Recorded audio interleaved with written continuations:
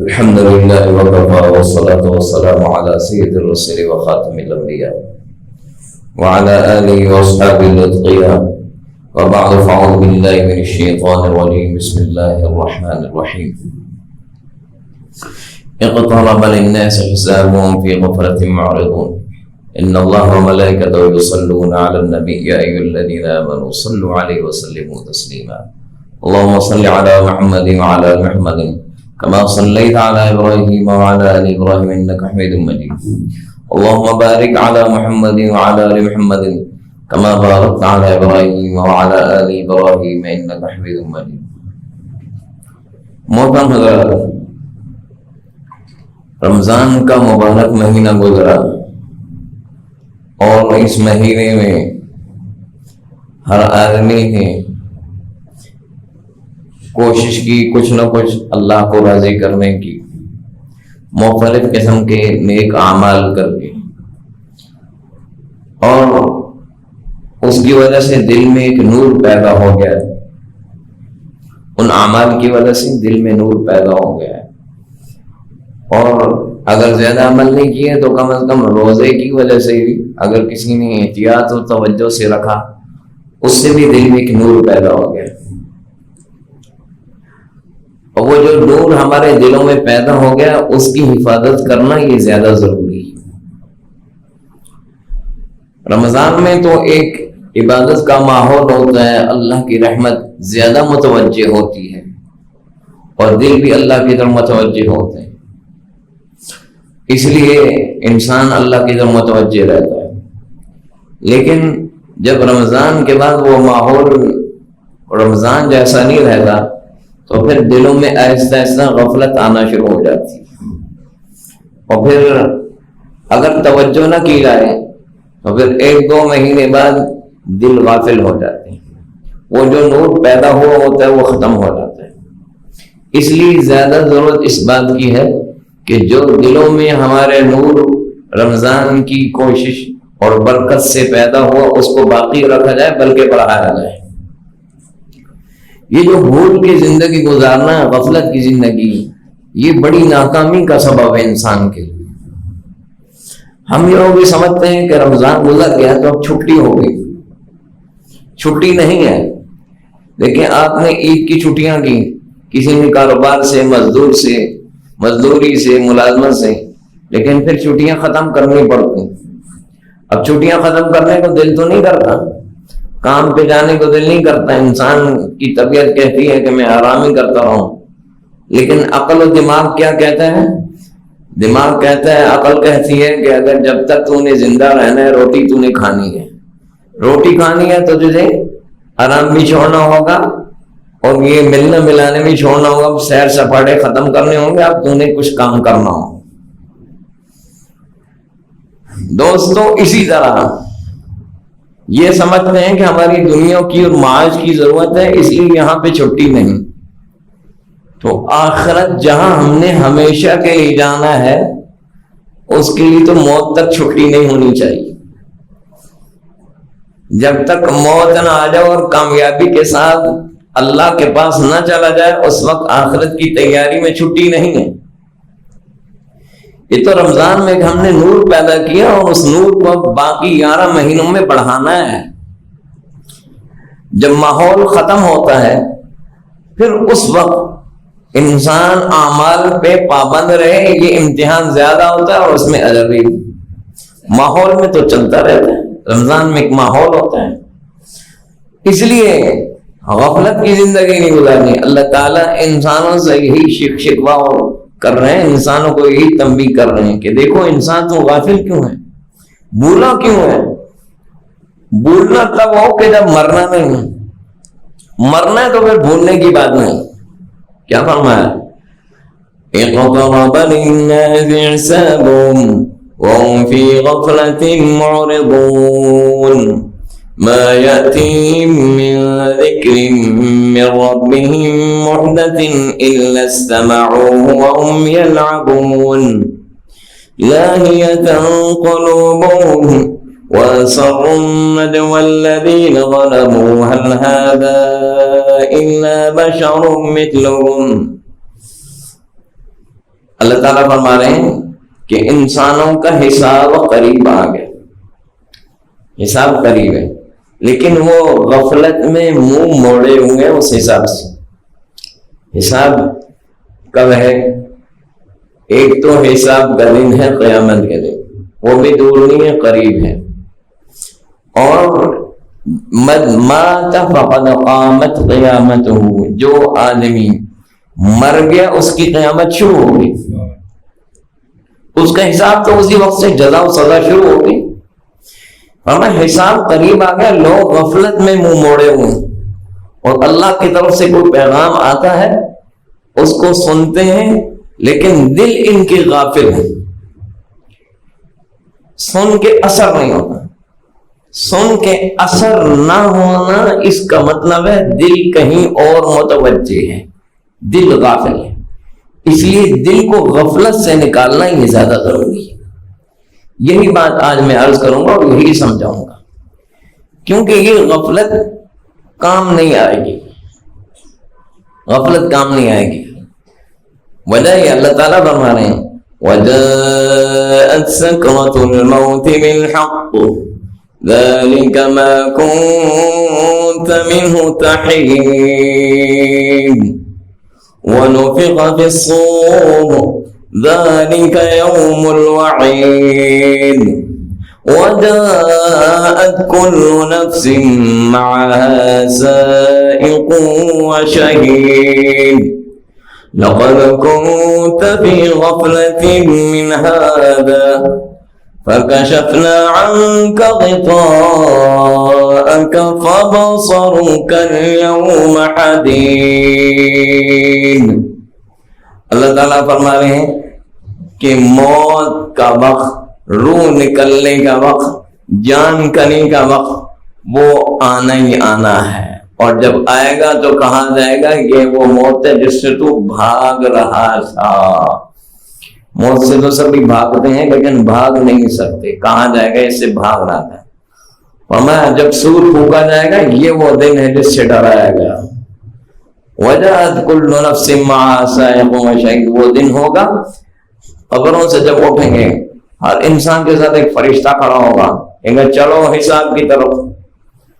بھاگ نہیں سکتا، فرشتہ اس کو ہنکا کے لے کے جائے گا، اعمال نامہ بھی ساتھ ہوگا، چلو یہ اعمال نامہ تیرا پیش ہونا ہے، فرشتہ پکڑ کے اس کے ہوگا چلو حساب کے میدان میں۔ لقد كنت في غفلة من هذا، تو آج کے دن کو بھولا ہوا تھا، غفلت میں تھا۔ فَكَشَفْنَا عَنْكَ غِطَاءَ، آج تیری ہم نے پردہ اٹھا دیا۔ فَبَصَرُكَ الْيَوْمَ حَدِيدٌ، آج تیری نگاہ تیز ہوگی، آج وہ ساری غیب کی چیزیں جو غیب میں تھی وہ ختم ہو گئی، آج سب کچھ نظر آ رہا ہے۔ اور میں اس سے غفلت میں تھا، آج وہ تجھے نظر آ رہا ہے، اس لیے اس سے غفلت نہیں مناسب، بلکہ بہت نقصان دہ ہے انسان کے لیے۔ اس لیے خود اللہ تعالیٰ کے رسول صلی اللہ علیہ وسلم نے اس سے منع فرمایا۔ آپ نے فرمایا یُجَاءُ بِالْمَوْتِ یوم القیامہ کَأَنَّهُ کبش املح،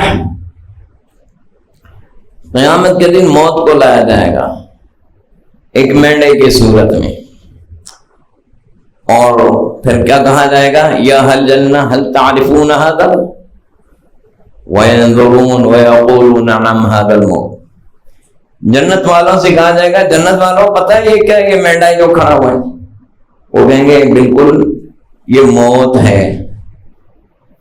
اور جہنم والوں سے بھی کہا جائے گا یہ پتہ ہے یہ مینڈا کیا ہے، وہ کہیں گے یہ موت ہے۔ یعنی اللہ تعالی اپنی قدرت سے موت کو، جو موت آتی ہے سب انسانوں پہ، جنات پہ، یہ موت جو آتی ہے اس موت کو مینڈے کی شکل دے دے گا۔ موت جو تقسیم ہے یہ کل موت ایک مجموعہ ہو جائے گا مینڈے کا، اور پوچھا جائے گا، وہ کہیں گے یہ موت ہے۔ اللہ تعالیٰ ان کے دلوں میں پہچان پیدا کر دے گا۔ فَيُؤْمَرُ بِهِ فَيُذْبَحُ، اللہ کریم کی طرف سے حکم ہوگا اس مینڈے کو ذبح کر دیا جائے گا۔ کیا مطلب؟ اب موت ختم ہو گئی، موت دنیا میں تھی اب نہیں ہے، اب موت کا قصہ ختم. اب کیا ہوا؟ پھر کیا اعلان ہوگا؟ یا امام مسلم نے روایت کیا ہے یا اہل الجنت خلود فلا موت و یا اہل النار خلود فلا موت. اے جنت والوں ہمیشہ تم نے ادھر رہنا ہے، موت نہیں اب. اور اے دوزخ والوں ہمیشہ تم نے ادھر رہنا ہے، اب موت نہیں ہے. پھر رسول کریم صلی اللہ علیہ وسلم نے یہ آیت قرآن کی پڑھی، کیا وَأَنذِرْهُمْ يَوْمَ الْحَسْرَةِ وَأَنذِرْهُمْ يَوْمَ الْحَسْرَةِ إِذْ قُضِيَ الْأَمْرُ وَهُمْ فِي غَفْلَةٍ وَهُمْ لَا يُؤْمِنُونَ.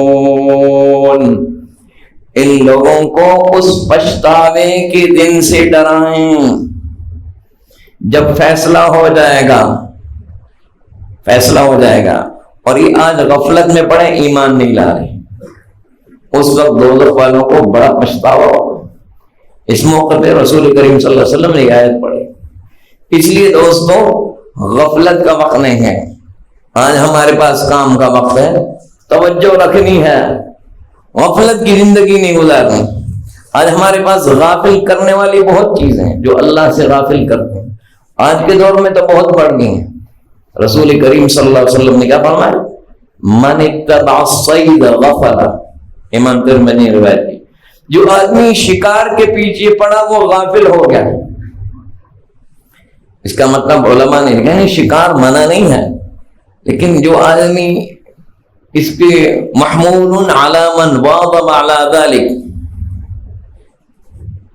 امام ابن حجر فرماتے ہیں کہ جو آدمی شکار کا اتنا عادی بن گیا کہ وہ غافل ہو گیا، من مصالح الدینیہ وغیرہ، دین کے کاموں کی خبر نہیں رہی اور اس کو کابر نہیں رہی، شکار کے پیچھے پڑ گئے. شکار ایک ایسی چیز ہے کہ آ گیا آدمی اس کی تلاش میں پڑ گیا، اب بھاگ رہا ہے، اس کے دماغ میں آ گیا کہ میں نے اس کے شکار کو ڈھونڈنا ہے.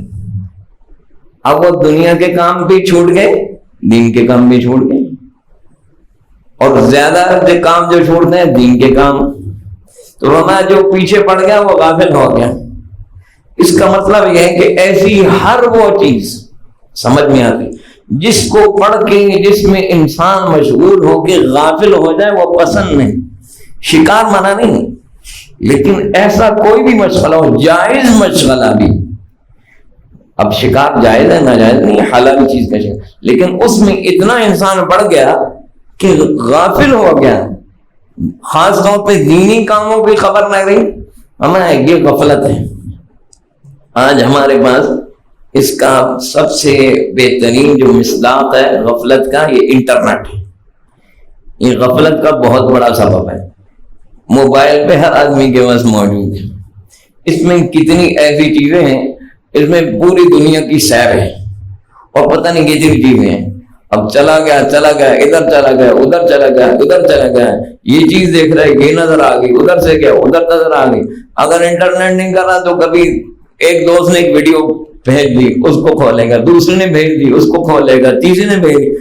یہی چیزیں میں پڑا رہے گا. اس کا کتنا ٹائم اس میں برباد ہو رہا ہے کہ نہیں. یہ چیز غافل کر لیا لوگوں کو، انسانوں. اور یہ ہمارے آج کی نسلوں کی، نئی نسل کی غفلت اور ناکامی کا بھی ایک بہت بڑا سبب ہے. مفید بھی ہے لیکن نقصان بھی اس کا بہت ہے. فائدے کا میں انکار نہیں کر رہا، فائدے بھی ہیں، دنیا کے فائدے، دین کے بھی فائدے اٹھاتا، لیکن غفلت کا اس میں بہت بڑا ایک عنصر ہے جس میں لوگ پڑھ کے غافل ہو جاتے ہیں. تو ہمیں غفلت پسند نہیں کی گئی. جو غفلت ہے پسند نہیں کی گئی. غفلت سے انسان بہت دور چلا جاتا ہے. اس لیے اللہ کے رسول صلی اللہ علیہ وسلم فرمایا اول القلوب، جیسے امام احمد نے مسند میں روایت کیا، قال الہیثمی اسناد حسن، القلوب اوعیہ وبعضها اوعى من بعض.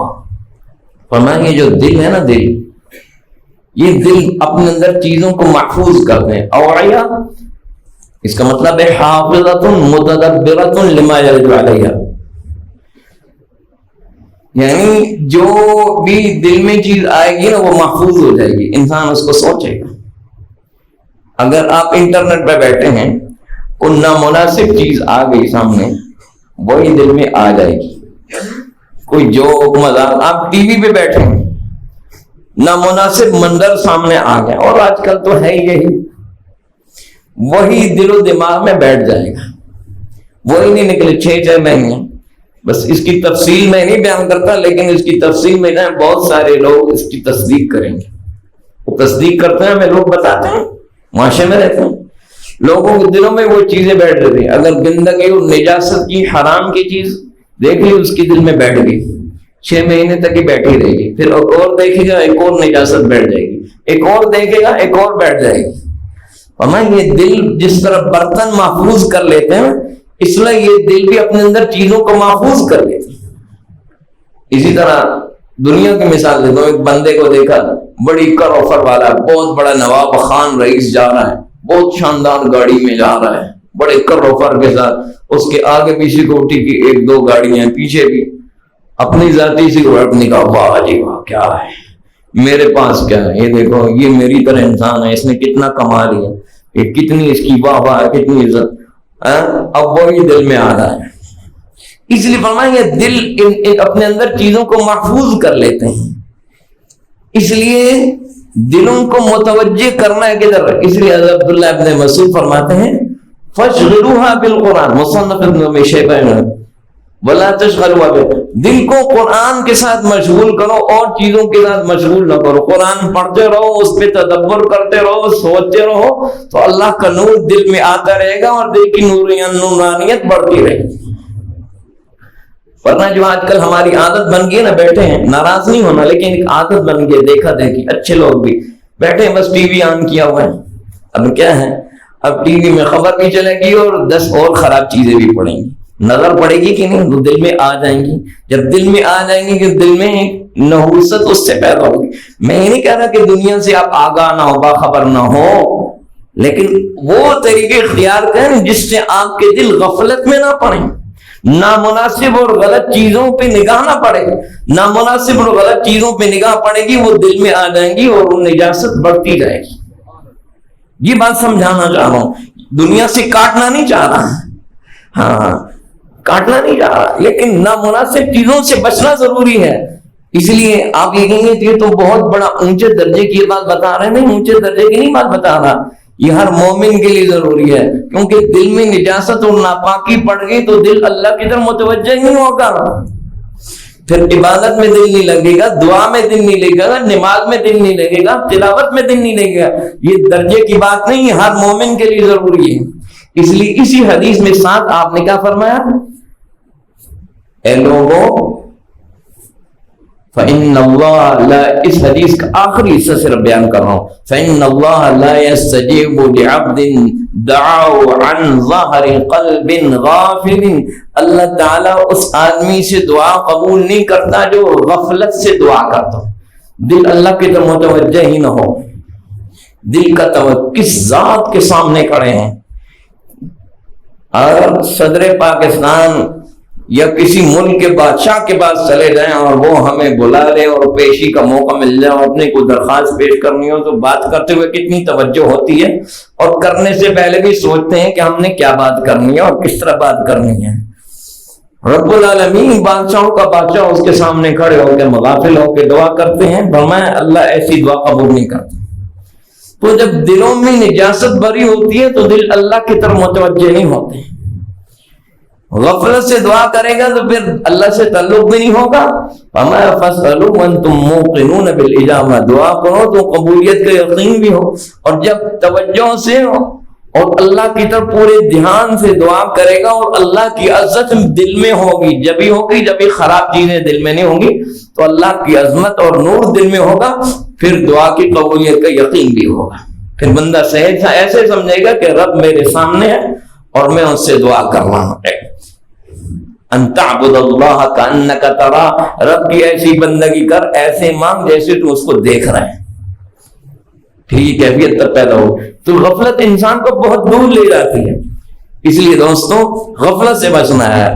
یہ رمضان جانے کے بعد غافل نہیں ہونا، اللہ کی طرف متوجہ رہنا ہر بندے کے لیے ضروری ہے، اور ہر مجلس اللہ کی یاد والی ہو، ہر مجلس۔ منع نہیں کیا آپ دنیا کے کام کریں، منع نہیں ہے، آپ تجارت کریں، آپ اپنے رشتہ داروں سے ملیں، اپنے اور جو جائز کام ہے لیکن غفلت نہ ہو. رسول کریم صلی اللہ علیہ وسلم کیا فرما رہے ہیں؟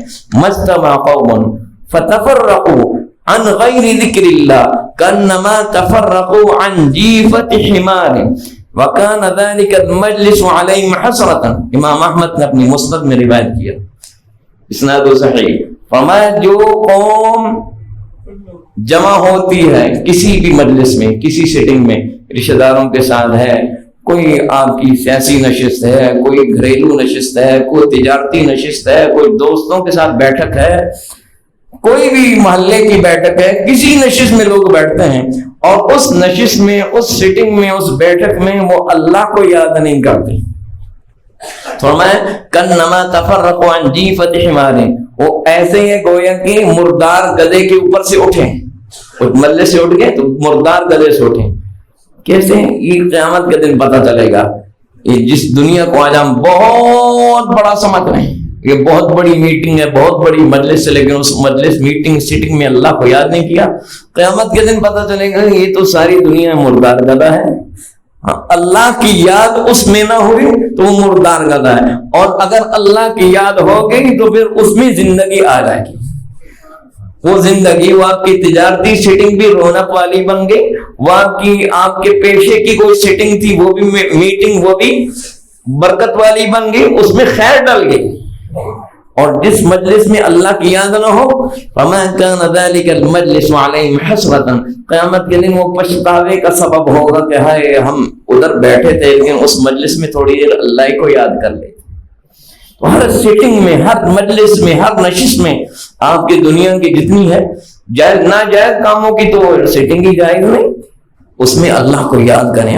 آپ کو تجارت نہیں مانا، آپ کو جائز کام نہیں مانا، آپ کو اپنی پیشے کے جتنے بھی کام ہیں وہ نہیں مانا جو جائز پیش ہیں، لیکن اللہ کی یاد سارے شعبوں میں ہو رہا، تمام حالات، باقی کام کریں آپ.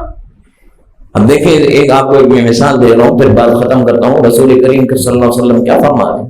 ہم نے کہا رمضان گزر گیا بس ٹھیک ہے، ہم تو ایسا ایسا اللہ کو بھولتے جانا ہی نہیں. اللہ تعالیٰ نے کام آسان رکھ دیا، صرف توجہ رکھنی ہے اللہ کے طرف. امام حاکم نے اپنی مستدرک میں روایت کیا وصححہ ووافقہ الذہبی، آپ صلی اللہ علیہ وسلم فرمایا من قرأ 10 آیات فی لیلۃ لم یکتب من الغافلین، جو آدمی رات کو قرآن کی 10 آیتوں کی تلاوت کر لے، 10 آیتوں کی، 10 آیتوں کی تلاوت میں کتنا وقت لگتا ہے؟ کوئی وقت نہیں لگتا. اللہ کے یہاں لسٹیں بن رہی ہیں روزانہ، صبح و شام لسٹیں بنتی ہیں. یہ لسٹ ان لوگوں کی ہے جو اللہ کو یاد کرنے والے ہیں، یہ لسٹ ان لوگوں کی ہے جو اللہ کو بھولے ہوئے ہیں. یہ قیامت کے لیے لسٹیں سامنے آئیں گی. جو اللہ کے یہاں لسٹیں بن رہی ہیں اس میں ایک لسٹ بنتی ہے رات کو اللہ کو یاد کرنے والے کون لوگ ہیں اور رات کو غافل رہنے والے کون لوگ ہیں. تو جس آدمی نے صرف رات کو قرآن کی 10 آیتوں کی تلاوت کر لی وہ غافل رہنے والے لوگوں کی لسٹ میں سے نکل جائے گا. کتنا آسان کام ہے بھائی، 10 آیتیں پڑھ لو، اپنے دنیا کے جائز کام کریں. منع ہے کوئی؟ نہیں منع. 10 آیتیں، لیکن غفلت سے نکل گیا 10 آیتیں پڑھ لی. اور دوسرا کیا فرمایا ومن قرأ 100 آیہ کتب من القانتین، جو رات کو قرآن کی 100 آیتیں پڑھ لیں، 100 آیتیں پڑھ لیں. 100 آیتیں پڑھنے میں 20 منٹ لگیں گے، اگر بہت آہستہ پڑھنے والا ہوگا تو آدھا گھنٹہ لگے گا. صرف 100 آیتیں پڑھ لیں. کیا ہوگا؟ اللہ کے ہاں ایک لسٹ بنتی ہے رات کو عبادت گزاروں کی، ایک لسٹ بنتی ہے عبادت گزاروں کی. ہمیں جس نے 100 آیتیں پڑھ لی رات کو عبادت گزاروں کی لسٹ میں اس کا نام لکھا جائے گا. اب بھائی کتنا ٹائم لگا؟ آدھا گھنٹہ لگا، 20 منٹ لگے. اس کے بعد پوری رات آپ کی 7 گھنٹے 8 گھنٹے آپ آرام کریں، بچوں کے ساتھ مشغول ہوں، گھر میں مشغول ہوں، کھانا کھائیں، جتنے جائز کام ہے وہ کریں. منع نہیں منع. 100 آیتیں پڑھ لی، آرام بھی کر لیا، بچوں کے ساتھ بھی ہنسی خوشی رہے، کھانا بھی کھا لیا اور عبادت گزاروں میں بھی شامل ہو گئی. لیکن ٹائم تو ملے نا.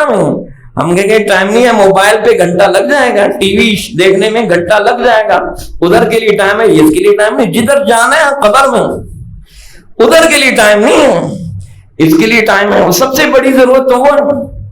اب یہ اور پھر دوسری حدیث میں ہے، امام دارمی نے روایت کی اسناد صحیح، کیا آپ نے اس سے بھی بڑا درجہ بتایا، من قرأ بخمس آیہ الى الالف اصبح ولو قنطار من الاجر، جو آدمی 500 آیتیں پڑھ لے، اللہ تعالیٰ نے آخرت میں آگے بڑھنے کا راستہ بتا دیا۔ دنیا میں ہر آدمی آگے نہیں بڑھ سکتا، ممکن ایک بندہ ریڑھی لگاتا ہو، مرتے تک ہی ریڑھی لگائے، اس کو دکان بنانا سبزی کی نصیب نہ ہو، ریڑھی لگاتے مرتے۔ ایک بندہ مزدوری کرنا ہے، موت تک مزدوری کرتا رہے، اس سے اوپر کی روزی اس کے مقدر میں نہ ہو۔ لیکن آخرت کے لیے اللہ نے راستے ہر ایک کے لیے کھول دیے، مزدور کے لیے بھی، سڑک صاف کرنے والے کے لیے، وہاں بڑا بڑا رئیس بھی پیچھے رہ سکتا ہے اور چھوٹے سے چھوٹا بندہ بھی آگے بڑھ سکتا ہے۔ کیا فرمایا، جس آدمی نے 500 آیتیں پڑھ لی، 500 سے 1000 تک راستہ بتا دیا، تاکہ کوئی آگے بڑھنا چاہے تو بڑھ جائے گا۔ ریڑھی والا ٹماٹر کیڑے کی مرتے تک لگاتا رہے گا، اس کے مقدر ہے، لیکن 500 آیتیں پڑھ سکتا ہے، آخرت میں آگے بڑھ سکتے ہیں، آڑتی سے بھی آگے بڑھ سکتا ہے، اور باغوں کے مالک سے بھی آگے بڑھ سکتے ہیں۔ کیا جس نے 500 آیتیں پڑھ لی 500 سے 1000 تک، فرمایا اس کے لیے صبح کو اجر کتنے لکھا جائے، القنطار، قنطار کیا ہے، فرمایا مسک الثور ذهبا، جب آپ بیل ذبح کرتے ہیں نا تو اس کی کھال اتارتے ہیں، کھال اتارنے کے بعد کھال کھول لیتے ہیں، کھولتے ہیں، اسے لٹاتے ہیں سوکھ جائے، وہ کتنی بڑی کھال ہوتی ہے، ہمیں اس کھال کو سونے سے بھر دیا جائے۔ جس نے 500 آیتیں پڑھ لی یا 500 سے 1000 تک پڑھ لی، اس کے لیے اتنا بڑا اجر ہے۔ بھائی اتنا سونا تو آپ میں کتنے لوگ ہیں جو زندگی بھر بھی مزدوری کرتے رہے، شاید نہ جمع کر سکیں، رات کو 500 آیتیں پڑھ لینے پہ اتنا اجر، 1000 آیتیں پڑھ لیں۔ اب بتا دیجیے، اگر 10 پڑھ لو گے غافلوں میں سے نکل جاؤ گے، غافلوں میں سے کی لسٹ میں نام نہیں ہوگا۔ 100 پڑھ لو گے 100 آیتیں تو عبادت گزاروں میں لکھے جاؤ گے، اور 500 سے 1000 تک پڑھ لو گے تو گویا کہ تمہیں اجر میں ایک بیل کی پوری چمڑا سونے سے بھرا ہوا ہے، تمہارے لیے اجر ہے۔ یہ تم نے اتنا بڑا نفع کمایا ہے آخرت۔ تو دوستو اب کیا ہے، یہ سارے کام کریں اور دنیا کے کام بھی کریں، منع نہیں، بنیاد یہ ہے کہ ہم نے غفلت سے نکلنا ہے اور اللہ کی طرف متوجہ رہنا ہے۔ بس دنیا کے سارے جائز کام رکھیں، اللہ ان جائز کاموں میں برکت ڈال دے گا، روحانیت، سکون ڈال دے گا، راحت ڈال دے گا، اور دلوں میں سکون آ جائے گا۔ توجہ اللہ کی طرف رکھنی ہے۔ رمضان جانے کے بعد بھی توجہ کے بڑے مواقع بتائے ہیں، یہی میں نے عرض کیا۔ اللہ تعالیٰ مجھے آپ کو عمل کی توفیق